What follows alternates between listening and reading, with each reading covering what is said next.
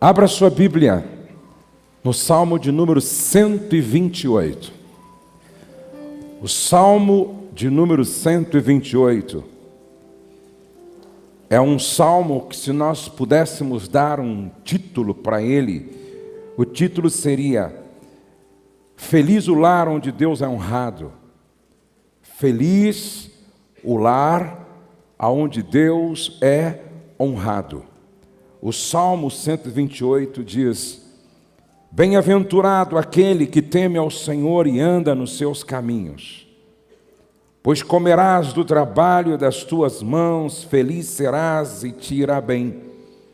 A tua mulher será como a videira frutífera aos lados da tua casa. Os seus filhos como plantas de oliveira à roda da tua mesa. Eis assim será abençoado o homem que teme ao Senhor. O Senhor te abençoará desde Sião. E tu verás o homem de Jerusalém e todos os dias da tua vida. E tu verás o bem de Jerusalém em todos os dias da tua vida. E verás os filhos de teus filhos e paz sobre Israel. O livro de Salmo foi e continua sendo como guia devocional, livro de orações, inário do povo de Deus. O livro de Salmo é formado por 150 salmos. E o Salmo 128 faz parte de um grupo, ou por que não dizer de um conjunto de salmos, de 15 salmos, conhecido como o Salmo do caminhante, o Salmo da jornada, o Salmo da estrada, o Salmo de romagem. Por quê? Porque era um dos salmos que as famílias israelitas que iam para Jerusalém, em uma das 3 festas mais importantes, elas iam cantando o Salmo de número 120, 121, 122, até o Salmo 134. As famílias iam cantando estes salmos todas as vezes que a família ia para Jerusalém. Esse salmo, à semelhança do Salmo de número 127, escrito por Salomão, o Salmo 128, não se sabe quem o escreveu. Nós sabemos que é um texto inspirado por Deus, porque está inserido no cânon sagrado. Aquela viagem durava dias, e os judeus iam debaixo daquele sol causticante, e esta mensagem do Salmo servia para motivar, para inspirar, para enchê-los de esperança e de alegria. E este salmo, a semelhança do 127, fala de família. Agora é interessante que o Salmo 127 usa como figura a guerra. E eis que os filhos serão herança do Senhor, e o fruto do ventre o seu galardão, como flechas na mão do guerreiro. Assim os filhos são os filhos da mocidade. Mas no verso 1, se o Senhor não guardar a cidade, em vão vigia a sentinela. Está falando está usando a figura de soldados, de sentinelas, de guerreiros. Porém, o Salmo 128 usa a figura do campo, do camponês. E o Salmo começa assim, 128, bem-aventurado, ou seja, feliz aquele que teme ao Senhor e anda nos seus caminhos. É um salmo que apresenta para todos nós o ideal de felicidade bíblica, o ideal de felicidade para um judeu lá no Oriente, um ideal de felicidade. E qual seria esse ideal de felicidade? Ter trabalho, ter esposa, ter filhos, ter uma vida longa e ter netos.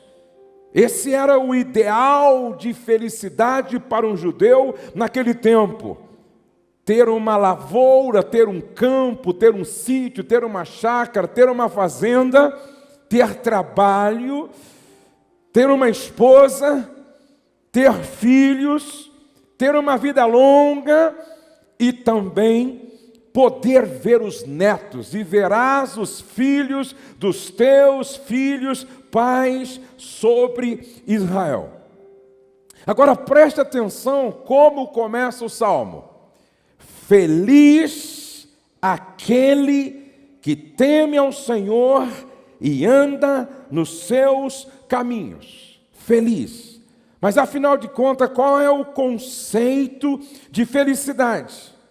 Se eu perguntasse para você hoje, o que é felicidade para você? O que é ser feliz para você? O que é ser feliz para você? Aristóteles disse que a felicidade é o maior desejo dos seres humanos. A felicidade é o maior desejo dos seres humanos. Aristóteles ainda diz que a felicidade é um estilo de vida. Com frequência eu digo para os casais, entre ter razão e ser feliz, escolha ser feliz. Mas o que é ser feliz? Augusto Cury diz, ser feliz é deixar de ser vítima dos problemas e se tornar autor da própria história. Ser feliz é deixar de ser vítima dos problemas e se tornar autor da própria história. É agradecer a Deus a cada manhã pelo milagre da vida. Ser feliz é não ter medo dos próprios sentimentos. É saber falar de si mesmo, é ter coragem para ouvir um não, é ter segurança para receber uma crítica, mesmo que injusta. Mas eu quero dar uma definição muito prática, bíblica e clara de felicidade.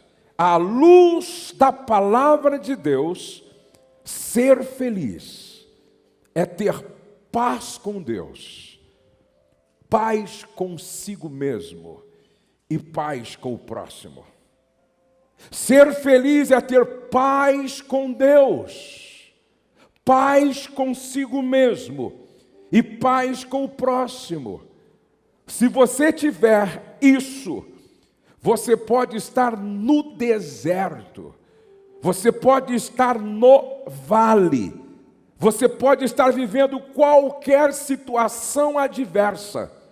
Se você tiver paz com Deus, se você tiver paz consigo mesmo, se você tiver paz com o próximo, principalmente dentro da sua casa, você é feliz.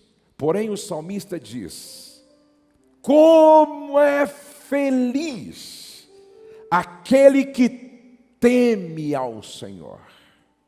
Não é aquele que tem medo do Senhor, mas é aquele que tem um amor que gera respeito pelo Senhor. É aquele que honra a Ele, o reconhecendo como Senhor da sua vida.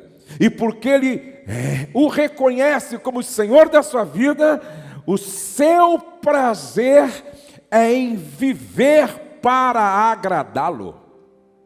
Como Ele o reconhece, como Ele reconhece o Senhor como Senhor da sua vida, o seu prazer é viver para agradá-lo. Nesse sentido, ele teme ao Senhor.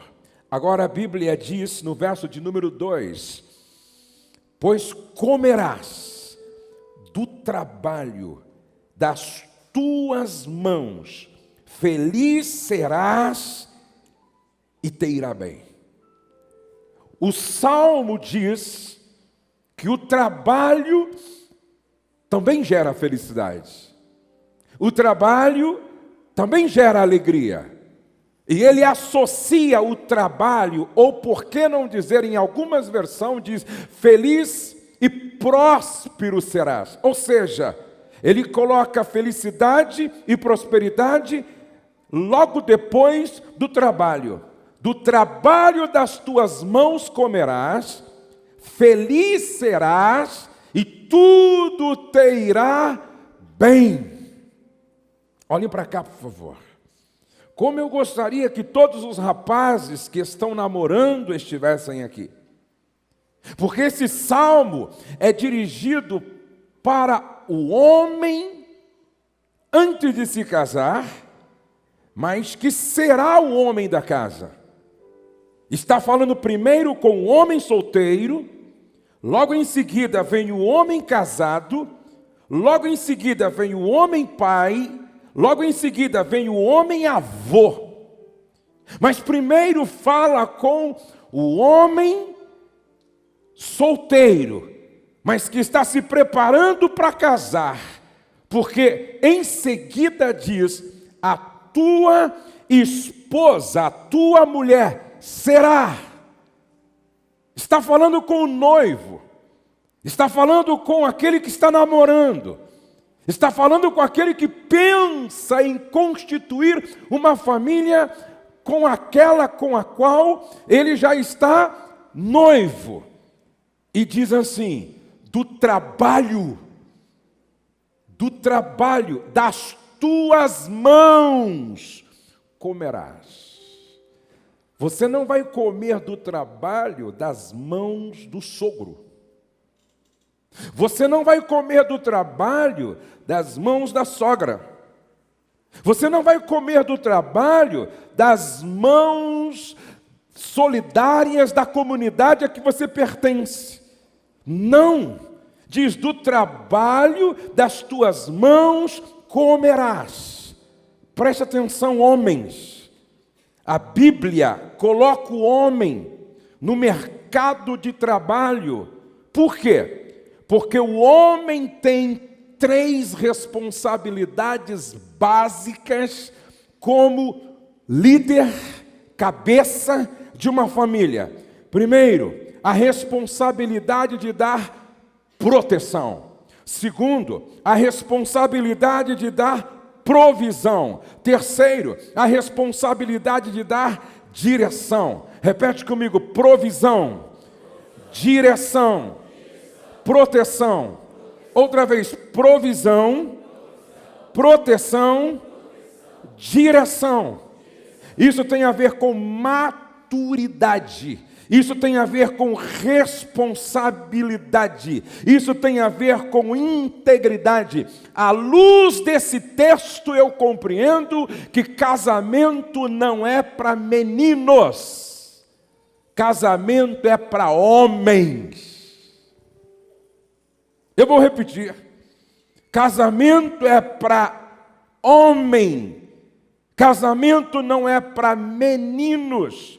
Porque requer maturidade, responsabilidade e integridade. Trabalho fala de serviço. Serviço tem a ver com servir. Por isso, quem não serve para casar e nem para constituir família. Veja o que Paulo disse na carta aos Efésios, capítulo 6, versos 7 e 8. Sirvam aos seus senhores de boa vontade, como servindo ao Senhor e não aos homens. Provérbios 14, verso 23. Todo trabalho árduo traz proveito, mas só falar leva à pobreza. Provérbios 12, verso 24. As mãos diligentes governarão, mas os preguiçosos acabarão como escravos. Presta atenção. As mãos do trabalhador, as mãos dos que vão à luta, as mãos dos que não têm preguiça, as mãos do diligente, preste atenção, governarão. Olha como está escrito na Bíblia a mensagem. O que é proativo, que tem iniciativa própria, que acorda cedo, que vai atrás, que arregaça as mangas, sobressai e se torna líder. Mas o preguiçoso não tem jeito, será dominado. Interessante.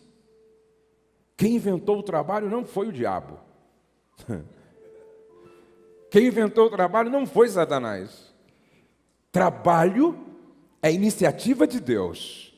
Ele faz Adão, o coloca no jardim e diz: estou te colocando aqui para você cultivar e para você guardar. Êxodo capítulo 20, verso 9 ao 11, aonde Deus dá aos homens, através de Moisés, a lei, o decálogo: 6 dias trabalharás e farás toda a tua obra. Provérbios 20, verso 13, não ames o sono, para que não empobreças. Diga para o irmão ao lado: quem dorme muito ficará pobre. Morrerá pobre. Então eu sei que muitos solteiros e muitas solteiras estão me ouvindo, e a primeira parte do Salmo está falando com um homem que ainda não casou-se, mas que está indo para o casamento. Preste atenção aqui. Quantas não se casaram ainda? Levante a mão. Meninas que não se casaram, levante a mão assim, bem alto, por favor. Ok, que bom que vocês vieram. Comecem bem. Comecem com um rapaz que gosta de trabalhar. Porque quem nada faz, nada vale. Quem nada faz, nada vale. Para com essa história, menina.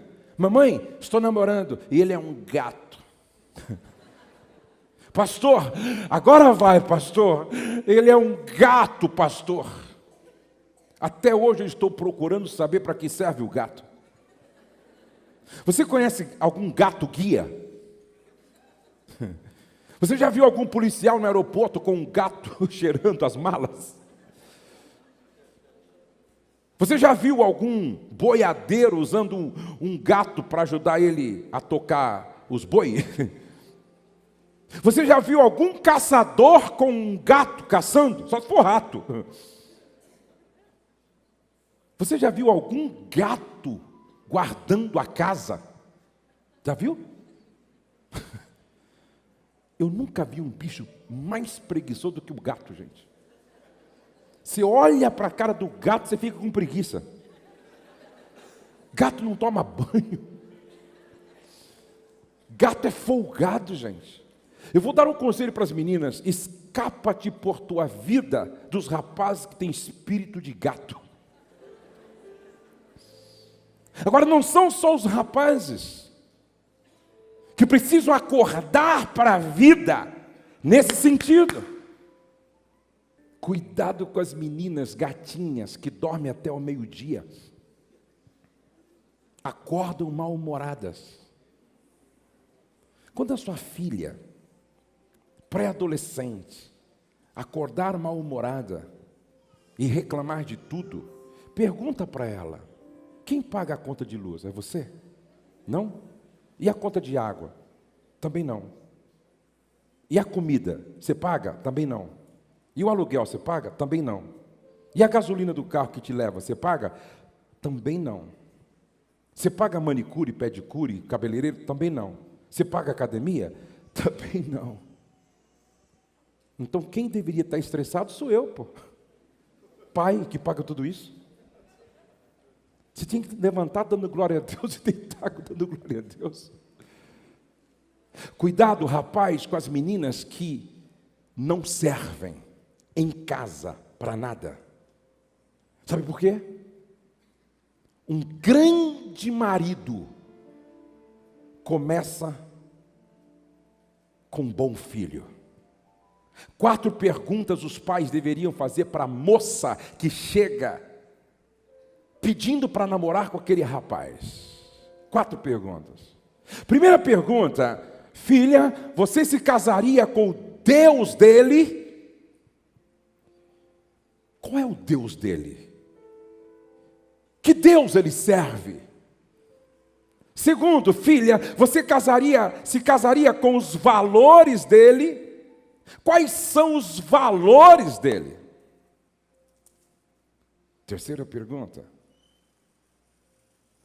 você se casaria com a família dele? Porque casar é como comprar um CD. Você gosta de uma música e leva 15 para casa. E não tem como casar e eliminar, excluir, sepultar a família do outro. Existe ex-mulher, esposa, ex-marido, mas não existe ex-mãe, ex-pai, ex-filho. Você se casaria com a família dele? Você se casaria com a missão de vida dele, se é que ele tem? Mais uma quinta pergunta: ele trabalha? Trabalha?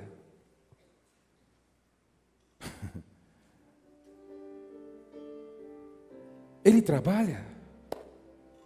Ele ganha o mínimo necessário para sustentar você? Para sustentar uma casa, do trabalho das tuas mãos comerás. Isso aqui está falando de maturidade. Isso aqui está falando de responsabilidade. Isso aqui está falando de integridade. Para ser o homem da casa, precisa ter responsabilidade. Casamento é para homem e não para meninos. Isso aqui está falando de maturidade, responsabilidade. Isso aqui está falando de integridade de caráter. Mas o verso de número 3 agora está falando do homem da casa com a sua esposa. A tua mulher será como a videira frutífera no interior da sua casa. A tua mulher será como videira frutífera no interior da sua casa. 2 plantas eram nacionalmente muito importantes para Israel: a videira, porque produziu vinho, e a oliveira, por causa do azeite.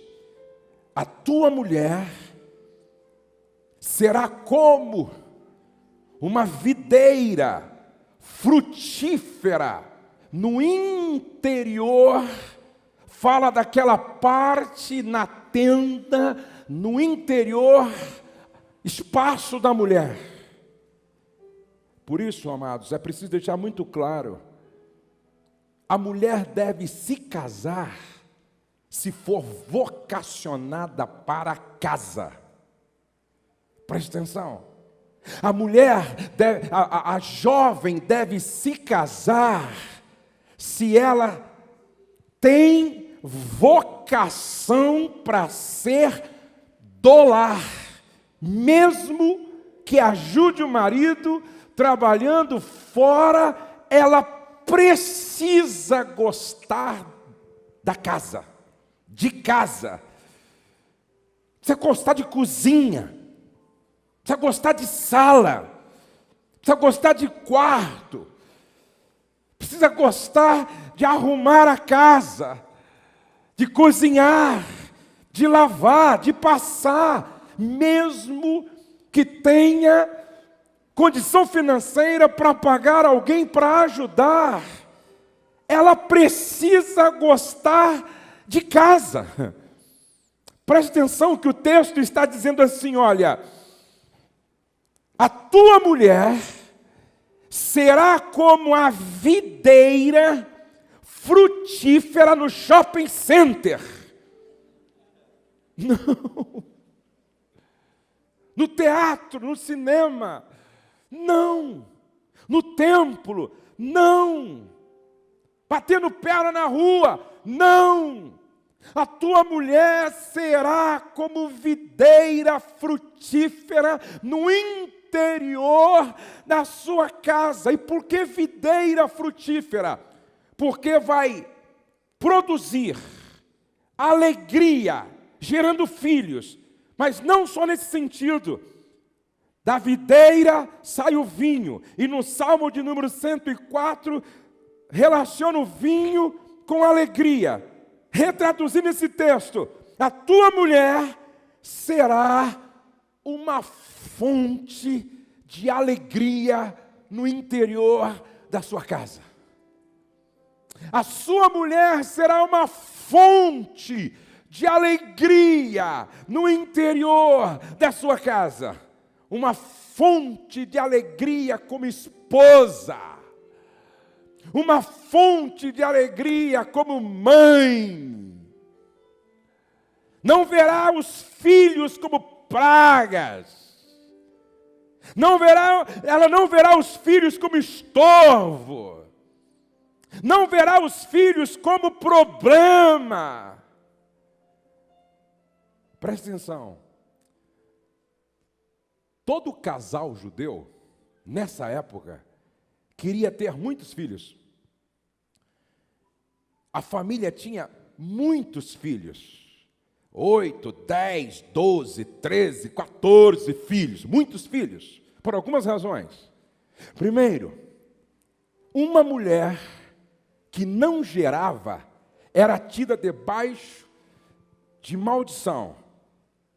Cada filho representava uma bênção, bênção, bênção, bênção, bênção, presente de Deus. Segundo, porque tinha mais mão de obra. E terceiro, porque todo casal judeu nutria a expectativa de ser mãe do Messias. Dá para você imaginar aquela família enorme sentada ao redor da mesa, e o pai olhando para os filhos e pensando, será que esse não é Messias? Será que aquele não é o Messias? Será que aquele outro não é o Messias? Será que aquele outro não é o Messias? Porque todo casal judeu nutria expectativa. Eis a razão porque Ana sofria com a sua esterilidade, por não poder gerar, porque não havia nela essa expectativa, ela não podia nutrir a expectativa de ser mãe do Messias, porque toda mulher judia nutria a expectativa de ser mãe de Jesus, de ser mãe do Messias.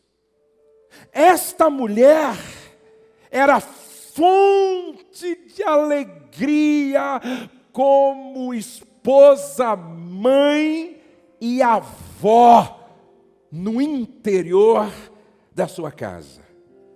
Qual o perfil desta mulher que é fonte de alegria à luz da Bíblia? Qual o perfil da mulher que é fonte de alegria no interior da casa à luz da Bíblia? Primeiro, Provérbios 14:1. Ela edifica a sua casa. Ela constrói, ela levanta, ela ergue a sua casa, diferente da tola que com as próprias mãos a derruba. Tudo o que ela faz é para edificar. Segundo, Provérbios 12:4, ela é a coroa do marido. Repete comigo, a coroa do marido. Mais forte, a coroa do marido. Sabe o que esse texto está dizendo? Ela trata o marido como rei. Que coisa linda. Ela é a coroa do marido. Quantos maridos aqui querem ser tratados pela esposa como rei? Querem que a sua esposa seja a sua coroa? Quantos maridos aqui querem que as esposas tratem vocês como rei? Levante a mão, por favor. Quantos? Bem alto, bem alto. Trate elas como rainha.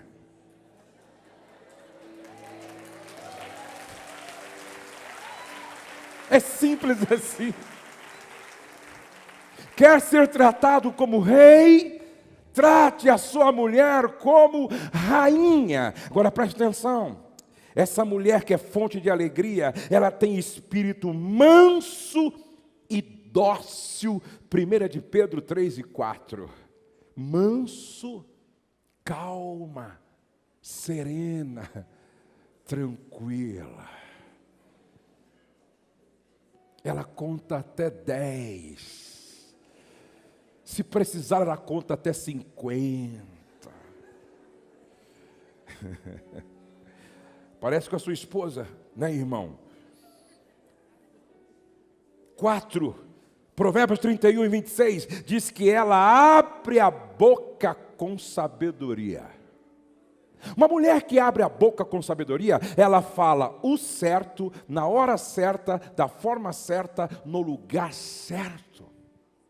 Número 5, essa mulher que é fonte de alegria, ela tem autoestima. Cantares capítulo 1, versos 5 e 6, muito interessante esse texto. Ela diz assim, olha, os meus irmãos se revoltaram contra mim e me colocaram para guardar as vinhas deles. E eu fiquei tanto tempo exposta ao sol que a minha pele ficou queimada e escurecida. Porém, olha que coisa linda. Porém, eu continuo bela como as cortinas do templo de Salomão. Você lê o livro de Cantares, você vê algo extraordinário nesta mulher. A sua autoestima, a sua autopercepção. Ela diz assim, eu sou o lírio dos vales e a rosa de Saron. Irmã, a maneira como você se enxerga determina a sua felicidade ou infelicidade. A maneira como você se percebe determina o seu sucesso ou o seu fracasso. A maneira como você se enxerga determina até aonde você irá. Eu vejo mulheres bonitas se achando feias. Essa mulher diz, estou com a minha pele escurecida, porque meus irmãos me fizeram ficar exposta no sol, lá na lavoura, cuidando das vinhas deles. Porém, quando eu me vejo, eu me enxergo tão bela como as cortinas do palácio de Salomão. Como é que você se vê? Eu estava em Londres, ministrando. Depois do culto, fui almoçar com um grupo de esposas de pastores e pastores. E eu e a Rose vimos lá, né, Rose? Uma esposa de pastor que estava batalhando para emagrecer. E ela tinha já perdido alguns quilos, não é? Só que ainda não estava no peso ideal. Mas ela fazia cada brincadeira com ela mesma. E ela falava de um jeito assim, como sendo a dona da cocada preta. Ela brincando com a sua própria, com o seu próprio peso. E ela se achava, assim, a mais bonita de todas. Eu achei aquilo maravilhoso. Passe a se enxergar como Deus te vê. Quando Deus olha para você, Ele diz, pérola de raro valor. Quando Deus olha para você, Ele diz, você é a menina dos meus olhos. Quando Deus olha para você, Ele diz, você é templo do meu Espírito Santo.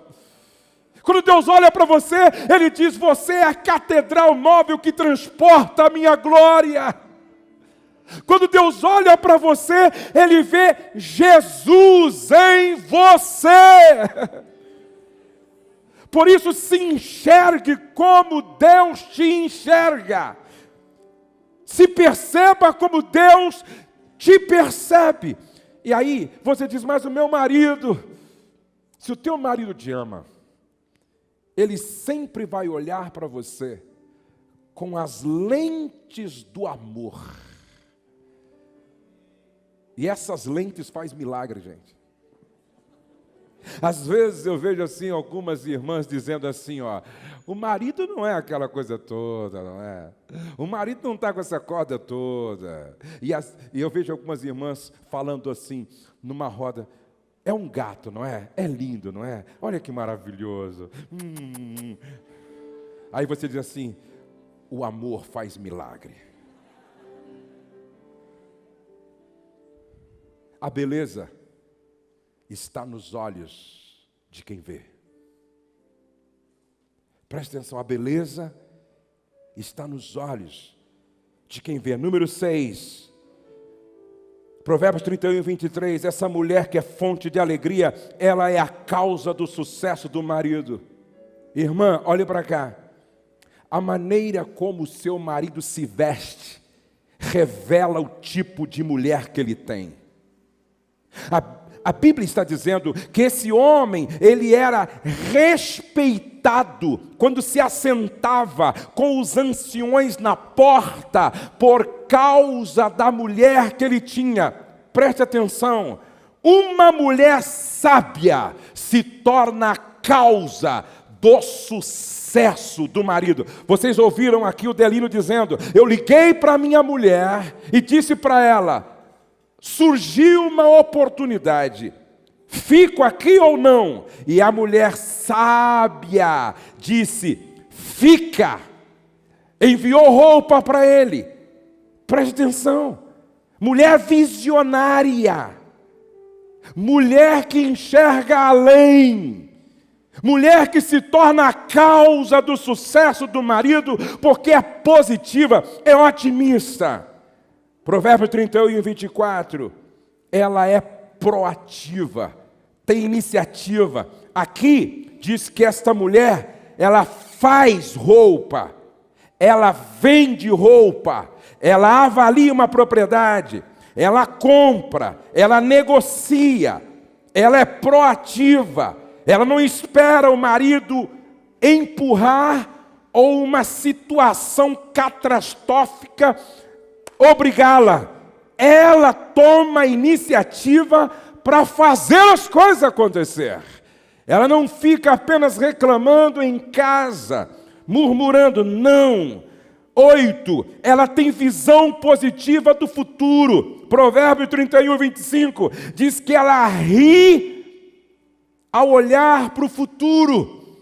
Ela não tem medo da velhice, porque ela sabe que a beleza interior não enruga, a beleza interna não envelhece. Por isso ela olha para frente e dá risada do futuro. Ela não tem medo das rugas, porque ela está envelhecendo de forma inteligente. Efésios 5 e 24, ela exerce missão de apoio. Agora preste atenção, eu quero concluir lendo o último verso. E verás os filhos de teus filhos e pais sobre Israel. Isso é uma profecia. Você crê? Você crê que há promessas nesse salmo aqui? Faça assim com a sua mão, por favor. Faça assim. O Senhor te abençoará.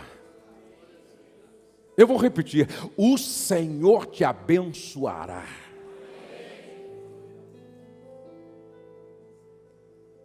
Desde Sião, e tu verás o bem da sua cidade em todos os dias da tua vida. Você vai ver os filhos dos teus filhos. Você vai ver, sabe o que eu estou dizendo aqui, gente? Você vai viver muito debaixo da bênção de Deus. Sua vida não apenas será longa, mas debaixo da bênção de Deus. E verás os filhos dos teus filhos. Longevidade. Quantos querem viver muito aqui? Levante a mão e diga amém. Gostei desse amém. O céu é uma maravilha, mas ninguém quer ir para lá antes da hora, não é verdade? Diz que a fila diz que a morte é uma fila e cada um tem o seu número. E a fila está andando. E a única fila é que ninguém se entristece quando o outro passa na frente. Inclusive, meu lugar está disponível. Quantos, vou perguntar de novo, a propósito. Quantos querem viver muito aqui? Diga amém. Amém. Então, o verso primeiro. Tema o Senhor e anda nos seus caminhos. Primeiro conselho, quer viver muito? Tema o Senhor e anda nos seus caminhos. Segundo conselho, durma bem. Quantas horas você está dormindo por noite? Ah, pastor, eu durmo 3, 4 horas por noite. Muito pouco. Você tem que dormir pelo menos 7 horas por noite.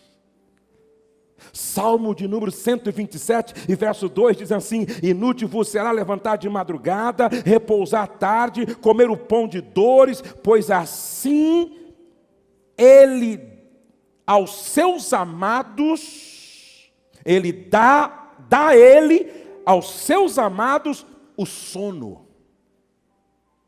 Se o sono não fosse importante, Deus não teria se preocupado em deixar registrado na palavra: aos meus amados eu dou sono. Olhe para o irmão ao lado e diga, pergunte: você está dormindo bem? Preste atenção. Tem muita gente que acorda mal-humorado, irritado. Tem muita gente que levanta da cama perturbado. E aí, alguns dizem assim: o diabo está furioso, a minha esposa está furiosa, a minha sogra está furiosa, o meu sogro está furioso, lá no trabalho o diabo está solto. E às vezes não é o diabo. É que, por que você não está dormindo bem? E você dorme às vezes 3, 4 horas e não atinge o sono REM. Na verdade, você não dormiu bem. O pouco que você dormiu, aí você acorda com os nervos à flor da pele. Isso altera todo o seu emocional. E você fica perturbadíssimo. E aí você não vai vivendo, você vai morrendo. Terceiro conselho: se alimente de forma inteligente. O que você vem comendo? O que você vem bebendo? Nós somos o resultado também daquilo que nós comemos. Nós somos também o resultado daquilo que nós bebemos. Qual a qualidade da sua alimentação? Já te falaram que quanto mais colorido for o prato, mais saudável ele é? Já te falaram que refrigerante é veneno, faz mal para a saúde, altera o pH do seu sangue? Já te falaram que a gente precisa tomar, no mínimo, 3 litros de água por dia? Já te falaram que alimentar-se bem é cuidar do templo do Espírito Santo? Quarto conselho: medite na palavra de dia e de noite.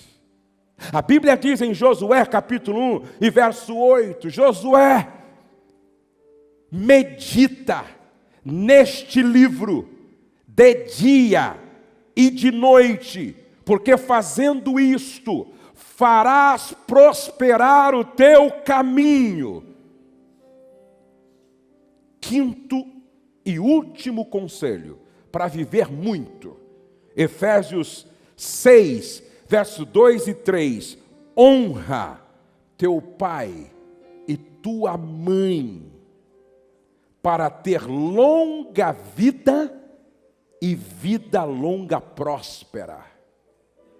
Olha para cá. Um dia eu ouvi um filho dizer para mim: eu não converso com a minha mãe há 3 anos. Preste atenção. Esse filho pode ser enterrado pela mãe. A Bíblia garante vida longa para filhos que honram os pais. A desonra pode encurtar meu tempo de vida. E não só encurtar meu tempo de vida, mas fazer com que a minha vida seja não próspera, seja uma vida desgraçada, porque é uma vida que não conta com a graça de Deus.